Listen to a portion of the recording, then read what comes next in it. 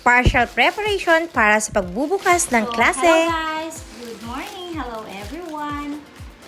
So back to school na tayo and fixing na yung mga things ng mga kids. Pero before, I think 2 weeks ago, namili na ako ng mga notebooks and ibang school supply. Although hindi pa naman siya kumpleto, pero nag-take advantage kasi ako. Dun sa binilhan ko is mura lang talaga. Sobrang mura lang yung notebooks nila. Hindi sa Shopee. Dun sa Liza Supermarket. Ewan ko kung may mga stock pa sila ngayon. So yun, dun ako namili. At alam nyo ba, yung 10 pieces is nabili ko lang siya ng 336 pesos. So pumapatak lang siya na 13.60 per notebook. Diba? Ang laki. Kasi nag-browse ako for dun sa may Shopee. Nakita ko is 16 pesos, 17 pesos per piece. So ito, dito na. Wala pang shipping fee. So tingnan nyo. Technicolor. Yan.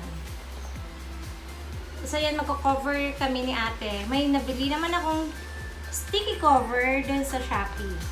Nasa 1 peso, more than lang yung per piece. Yung gagawin namin ngayon.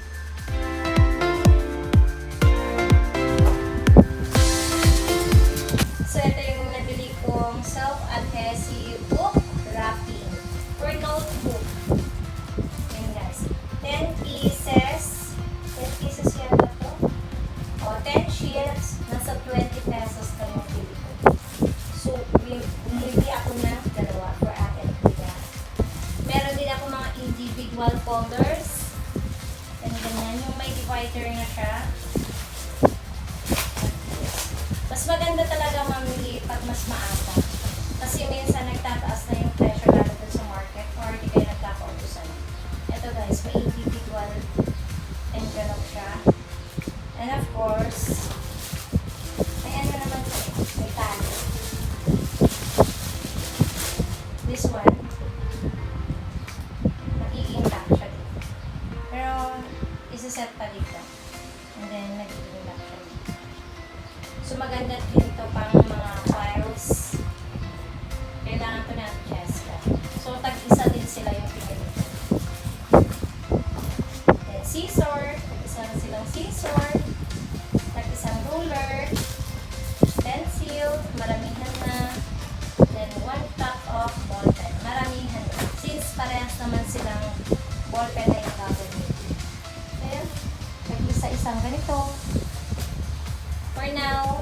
Pero guys, yung mga sapatos, mga uniforms, and bags, hindi na kami bibili ni Ate Chesta kasi mga bago-bago pa yung mga bags niya and shoes. Tapos yung uniform, may binigay naman yung pinsan niya. Pero medyo malaki pa. Pero ikip ko muna para siguro hanggang next year pa niya magagamit yun. Although may mga gamit pa naman siyang ibang mga pants yan, yung pants ni Kuya niya noon. So yun, grade 4 naman na siya, so 3 years pa. Supposedly, bibilhan ko siya ng kahit 2 pair ng uniform kaso may nagbigay naman. So yun muna yung gagamitin niya.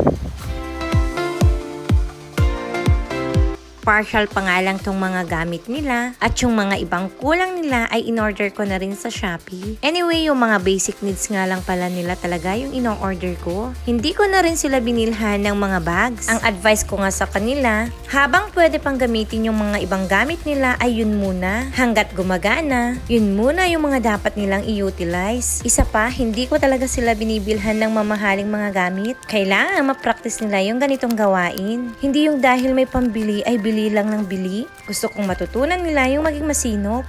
Kasi alam ko habang maaga, habang bata pa sila, pag nasanay sa ganitong routine, maisasabuhay nga nila yan hanggang sa paglaki nila. Siya, hanggang dito na lang. Maraming salamat sa panonood. Hanggang sa muli.